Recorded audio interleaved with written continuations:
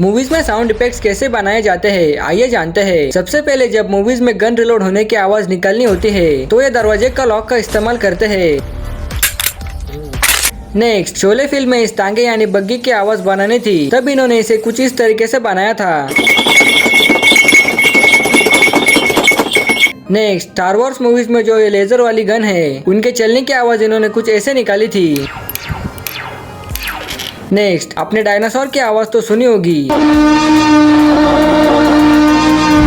ये डायनासोर की असली आवाज नहीं, इसे बनाने के लिए हाउलर मंकी की आवाज, लायंस की दहाड़ने की आवाज और लेपर्ड की आवाज जैसे कई जानवरों की अलग अलग आवाज को इकट्ठा करके उन्हें मर्ज करते हैं और फिर एडिटिंग की मदद से उन्हें इतनी खतरनाक बना देते हैं।